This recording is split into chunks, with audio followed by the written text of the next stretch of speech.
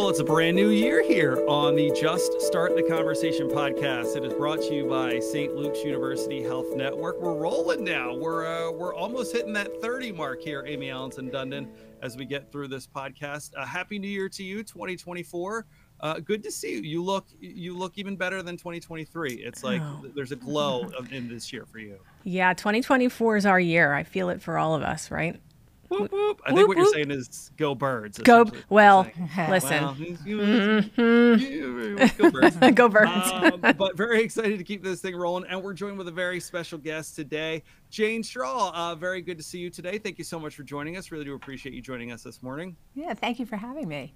She is a director. We're very happy to have you. She's a director of operations for behavioral health, residential, and rehabilitative services. And she's joining us today as we get to set our focus on certified peer specialists. So, Jane, I'm going to go ahead and start with you actually on this one. Normally, I would go to Amie to introduce a guest, but as a certified peer specialist that is joining us here today, can you tell us, what is a certified peer specialist? Well, first I want to clarify, I am not personally a certified peer specialist. I have started several peer support programs though, and I think like many people, I could probably become a peer specialist with just living a normal life, So certified peer specialists, we think of them as certified because they have to take a certification course that's 2 weeks long, and then they have to be certified by the Pennsylvania Certification Board.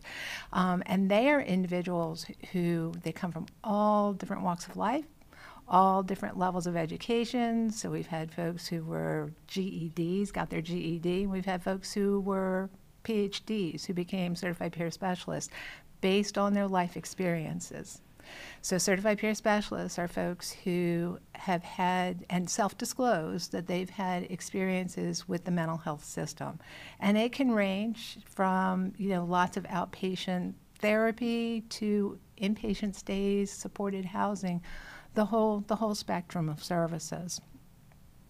They use that experience as a shared life experience with participants that they're providing services to. So they're the people that, can say to someone who's maybe struggling with, you can think of any number of different diagnoses and symptoms that are distressing, and they can sit with them and say, hey, I've been there.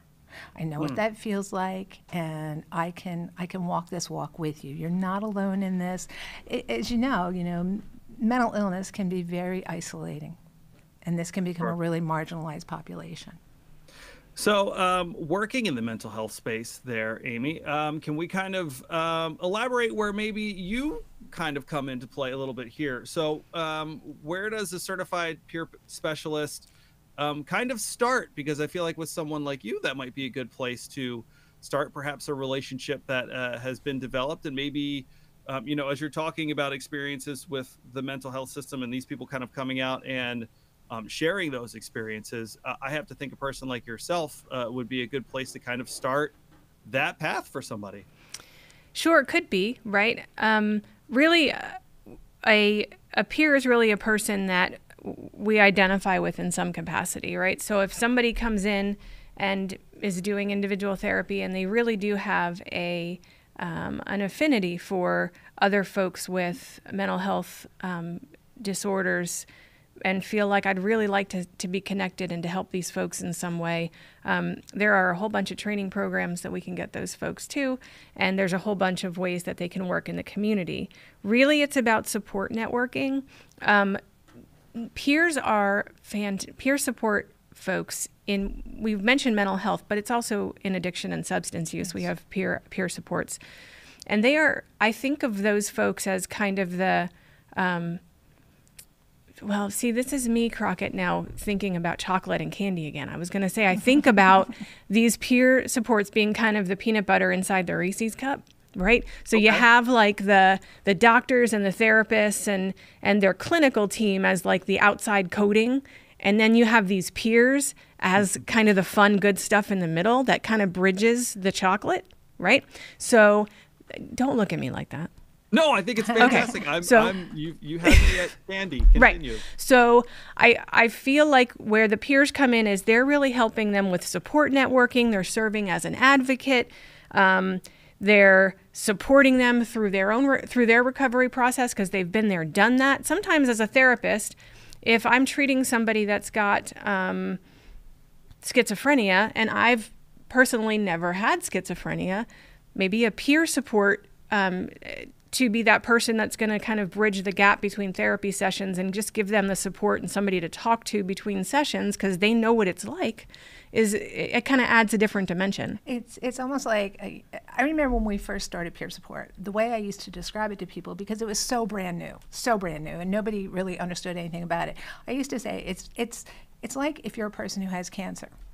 You need your doctors, you need your nurses, you need the treatment piece. When you're waking up at 3 o'clock in the morning, though, who do you really want to talk to? You want to talk to somebody who knows the experience and who can really, you can feel like this is a person who can really walk this with me because they really understand what I've been through. And so sometimes they support people going to therapy appointments. Sometimes they support people going to, psychiatric appointments. Yeah, it really, like you describe it, it's like a bridge. Yeah. Sure. Yeah. It's always, everything's like peanut butter to me. So that's just my analogy.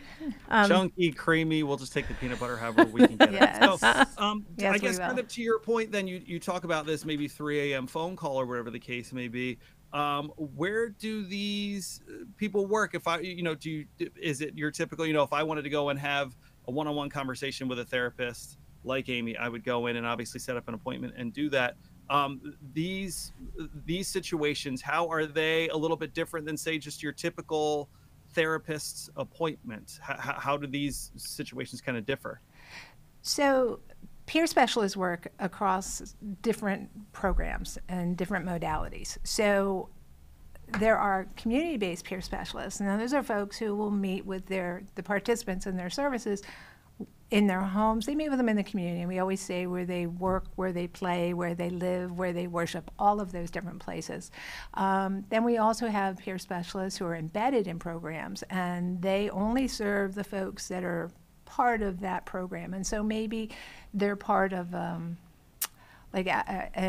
intensive outpatient program where everyone comes there, and so they're supporting the folks that come there, and they might meet with them, sort of off in the other room and have a private conversation. We've also had peer support in inpatient units. Again, just as it's sort of it's almost like an adjunct sort of and in service. Rehab housing yes, and programs, they're connected to housing clubhouses. prison. Yes.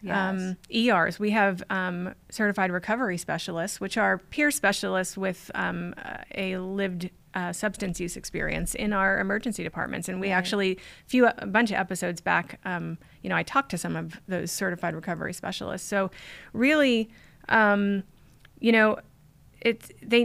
what these peer supports or peer specialists need is really knowledge of the recovery process and how to communicate effectively.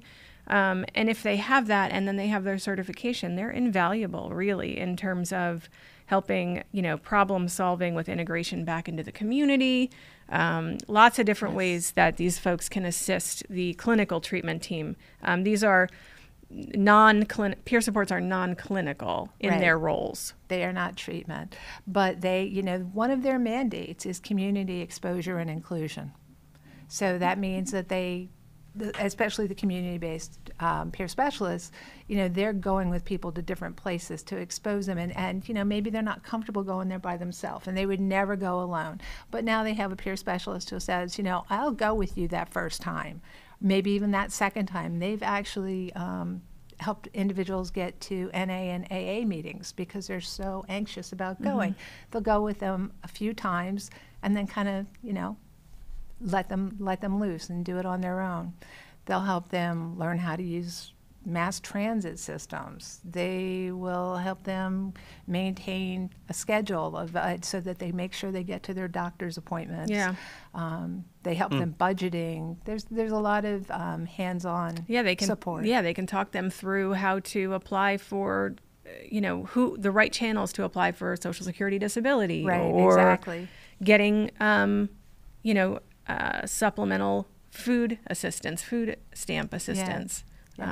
But because they've been there, done that, right? And they're trained. So it is a really nice adjunct to your clinical treatment team.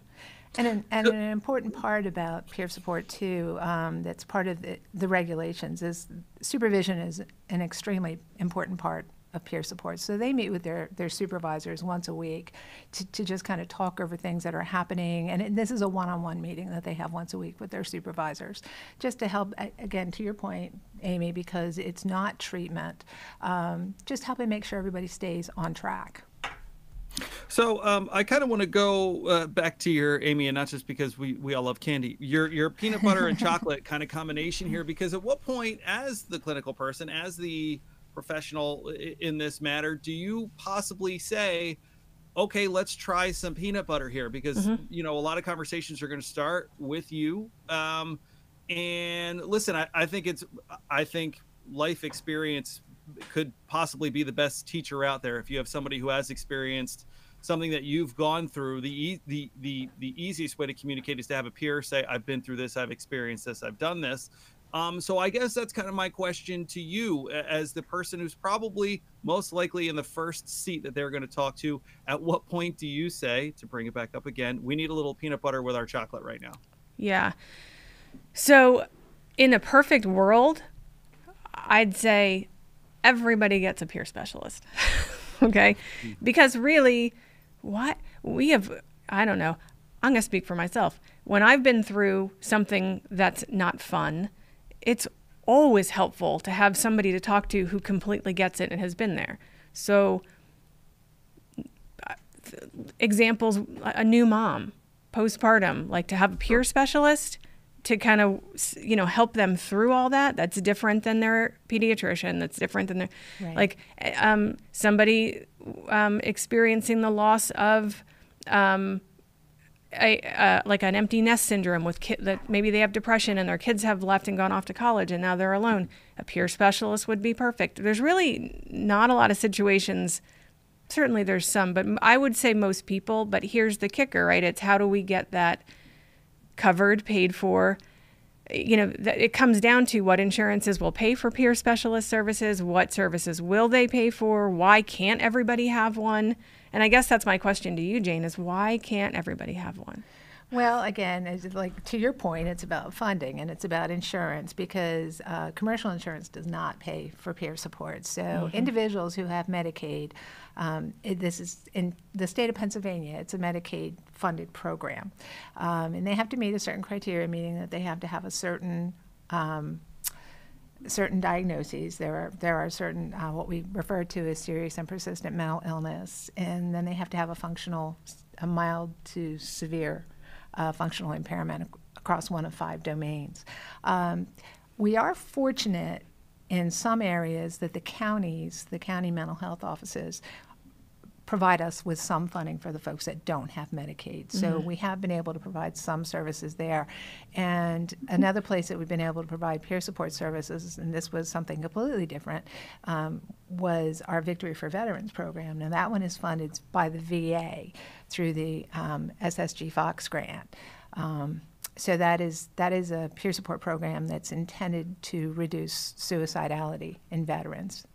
And that is our person is a certified, you know, he's a peer specialist who's also a veteran. So right. Yes, all the peer specialists in that program are veterans themselves. And that's been invaluable for sure. However, to your point, we're only able to do that because of a grant. Right. In that case, and again, they have to meet really strict criteria. So how sustainable is that? Well, right. Right.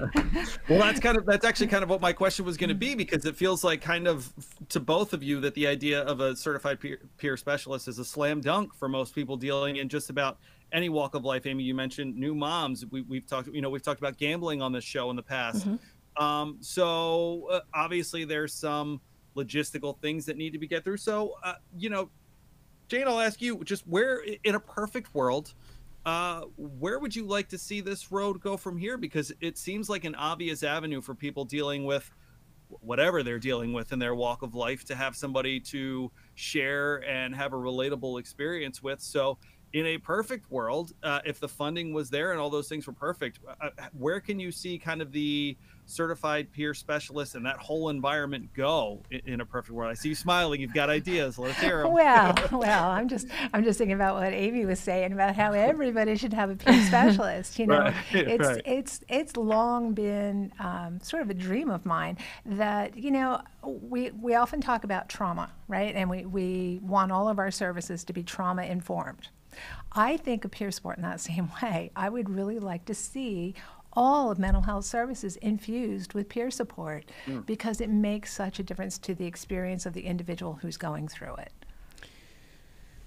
Yeah, I mean, yes, and you kind of heard my defeat, I think, just because of the funding. I come back to, you know, the Commonwealth has $100 million that they've been giving out, but that $100 million isn't necessarily going to the counties, all of it. Right, and it's not going to replenish. Right. So it's not something that's going to be sustained. Right. So we really need payers to pay for these services, commercial payers to pay for these services, you know. And you had said, you had talked about trauma.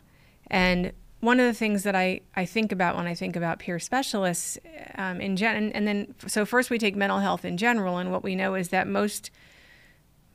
a lot of trauma happens for people in relationships. And we know that most healing happens in relationships, right? So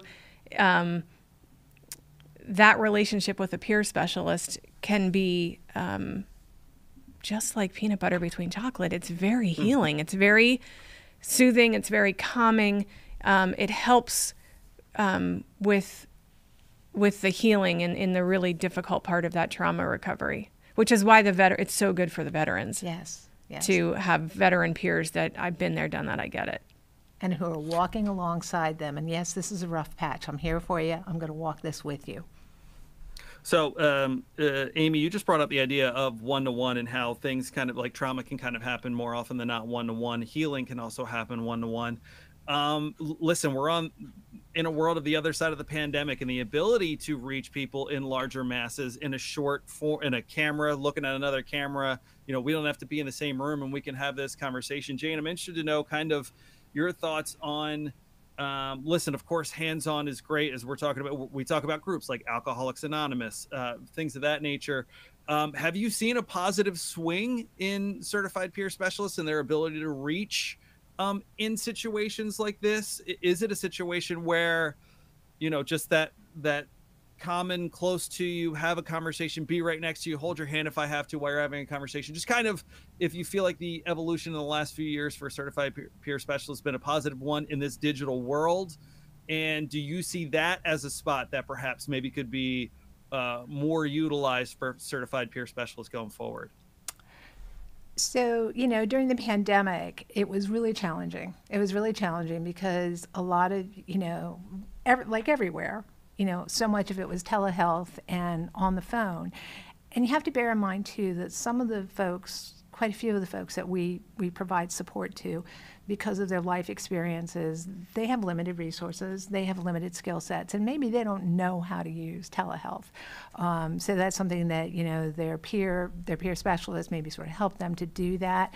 We do sort of lean away from that. We lean back from that because the one-on-one in person is a different experience. It's a different experience when you're together and you're reading each other's body language, and it's just a different experience. So we do lean away from it, although it does happen from time to time, you know, especially in terms of access. Say, no, we haven't had one in a while, but say we have a snow day, you know, they can still meet with their peer specialist. So there's definitely room for that. I will say that we have only seen peer support grow from its inception. Our peer support department at the site where I work just continues to grow and get bigger and get bigger. And you know where I see it growing and getting bigger, hopefully, is our criminal justice system. Yes. I think the use of peer supports in our forensic psychiatry, in the world of forensic behavioral health, is also another beneficial place where peer supports could be super helpful in integrating people back into society after incarceration, keeping people out of the criminal justice system, and helping them figure out how to walk the walk once they're out of prison. Right. I totally agree. And there are peer specialists who go into the jails in the 2 counties that our department directly serves. Our peer specialists don't do it, but we're very familiar with the peer specialists who do. They go into a couple of the local jails, and they'll do things like wellness recovery action planning, which is called RAP, and that's a plan to help, and it is very specific, and it really helps them sort of figure out, okay, here's what I look like when I'm doing well, here's what I look like when things are starting to not go so well, and here's some interventions and things that I've learned, and here's the help that I need from other people with that. So they are doing RAP in at least one of the jails, which is so helpful. To your point, for when they are discharged from the jail, they walk out with a coping plan. So, Amie, I'm going to come to you and get kind of the clinical perspective on this. I kind of asked Jane in a perfect world where things would go in a big picture for you from the clinical standpoint, even if it's small picture. One thing you'd like to see a little bit better about this process tomorrow for certified peer specialists, from your perspective, what is kind of one little step? Again, all the logistical things are there that need to be acknowledged, but what's one little step that you feel like from your seat where you're trying to help people, that if certified peer specialists and that whole program agenda could take one step forward, what would that be for you? Reimbursement. Because we can't get anywhere without reimbursement for the services. Peer support is Medicaid reimbursable in over 41 states, but not even all 50 states, just for Medicaid. Wow. And the other one would be we don't have a universal marker of quality for peer supports that I've seen that's really like, yes, this is it. Mm-hmm. So in order for us to really help the world understand how wonderful this is, I really feel like we need, as a system from the government, from the federal level, to have a more universal marker of quality. Mm-hmm. And Joe Biden actually, in one of his State of the Union addresses, spoke to peer support and the value of peer support. Yes, he did. I forgot about that till you said it. Mm-hmm. Yeah, he did. That was part of the reason for the Pennsylvania Certification Board, that they, in the first, gosh, that's probably been about 5 years now, maybe longer. Time gets away, especially with a pandemic. But they weren't always certified through the Pennsylvania Certification Board. So a number of years ago, there was a big movement. Listen, this needs to be treated as legitimate, and that sort of speaks to outcomes and measurement of outcomes, all of those different things. So, Jane, I want to ask you, one of the things that we've talked about quite a bit in this show, we've all given some of our personal stories, and one of the things, as you can imagine, we've talked about quite a bit is we encourage people to talk to somebody, talk to a therapist, go see somebody. I myself have been open about my history with therapy and how positive it's been for me throughout my life. I think with a certified peer specialist, again, there's a reason why I think that word specialist is in there. If you're talking to somebody who's kind of been through your walk of life, I think it could make that conversation a little bit easier to approach. So I'll kind of ask you, if someone is looking to take their first step. Amie, we've had this conversation many times before about just, when it comes to therapy, that first step to want to talk to a therapist. Mm-hmm. Jane, I'll ask you, the first step that you would encourage someone to take if it was something that they were considering talking to a certified peer specialist, just kind of the easiest way to kind of dip your toe in the water before you say, okay, I kind of want to talk to somebody who's experienced what I've experienced. We are such an open door. All someone would have to do is just call, and they could talk to any one of the peer specialists just to say, I'm thinking about this. And the peer specialist, or it doesn't even have to be the supervisor or the clinical coordinator. They could call anyone that's in the department and have that conversation. Again, we're very open. Mm-hmm. No wrong door. Right. No wrong door. Right. No wrong door. No wrong door. So, Amie, I'm gonna come back to you as we kind of get ready to wrap this conversation up. just the vital role. I think what's been great is I think we forget how many walks of life could use support. We've talked about addiction. We've talked about new moms. We've talked about people, empty nesters, like kind of uh, the gamut of different reasons why perhaps you would want to talk to or talk with a certified peer specialist. I mean, I'm just going to look to you to just the the value, the hidden gem that perhaps is a certified peer specialist.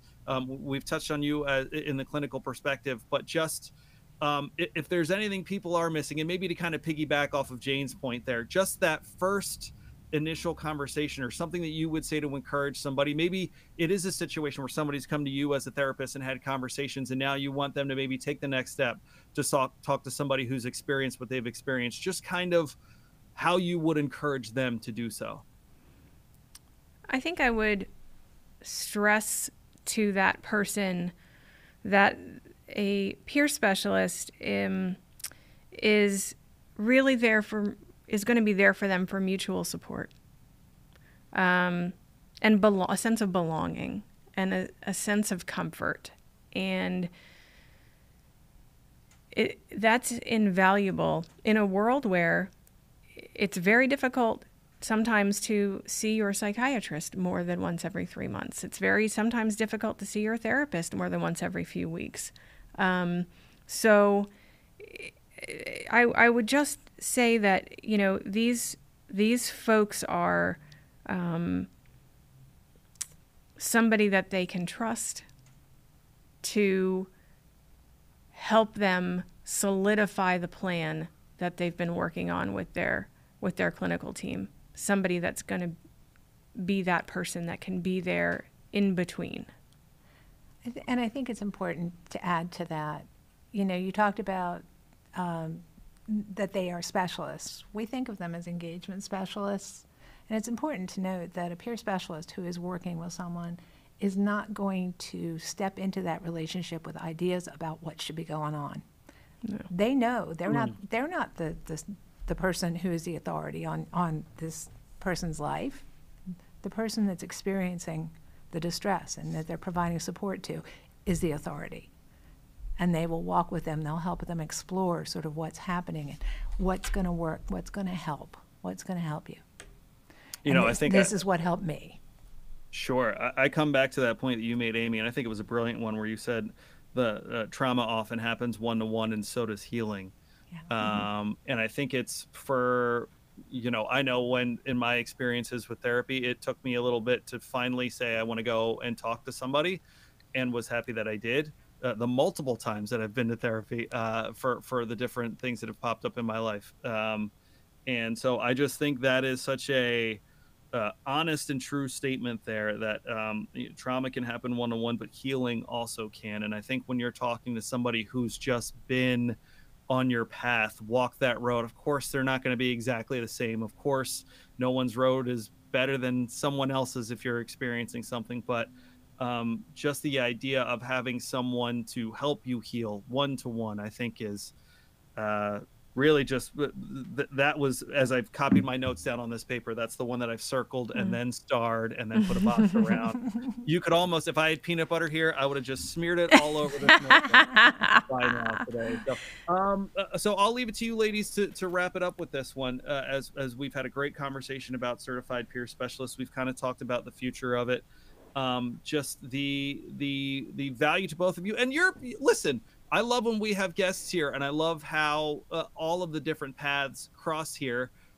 Maybe a little bit of the history between you two and how we got to this conversation today, and perhaps how you two have worked together, or just kind of acknowledge each other's work in that case. Just kind of what brought you, if one of you was chocolate, one of you was peanut butter, how did we get to the Reese's stuff today?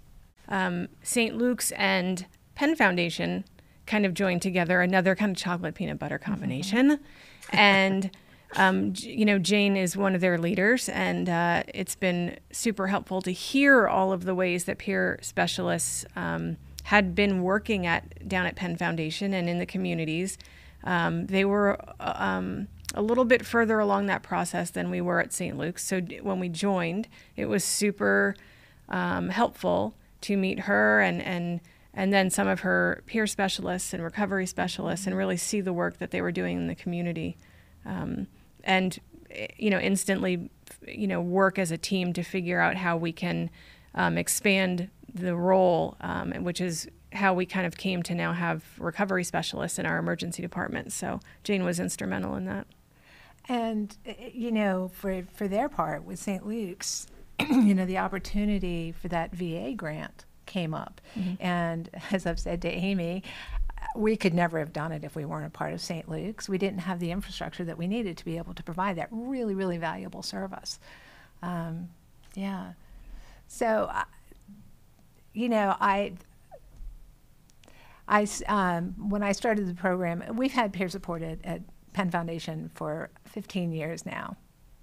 And when we started the program, it was just it was this new Medicaid program, Medicaid funded program, and hey, let's take a look at this and let's do it. And right from the very beginning, we saw the value of it, because we saw the impact that they were already having in terms of their ability to engage people. And I've learned so much from peer specialists.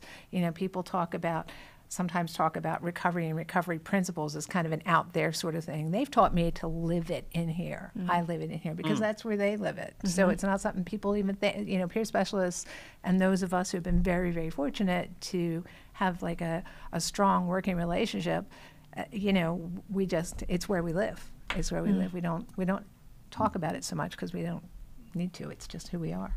Yeah. And they've taught me to be that person. I have to say, for those who are listening and not watching us on YouTube, Jane keeps pointing to her chewy chocolate center. So for chocolate, or maybe it's peanut butter. I don't know. It could be either or. But for Jane Straw and Amie Alanson Dundon, listen, this was an excellent conversation today, discussing certified peer specialists. Jane, come on anytime. Halloween's just around the corner. Valentine's Day just around the corner. You can talk candy all you want. As long as it leads to an excellent conversation. So thank you for joining us today. We certainly do appreciate it. Thanks for having me. Thanks, Jane. And Amie, as always, it's been a pleasure, and I hope that this was a good way to start 2024. I hope we have some good ones on the way the rest of the year as well. We sure do. I'm excited for this next year of discussions with you and our guests and our community, and I appreciate you taking the time with us in 2024. And candy. We can't forget about the candy. It is the Just Start the Conversation podcast. It is brought to you by St. Luke's University Health Network. You can find this podcast at sluhn.org, YouTube, as I mentioned, Spotify, Google Podcasts, wherever you kids are digging your podcasts. Go ahead and check it out. It is the Just Start the Conversation podcast.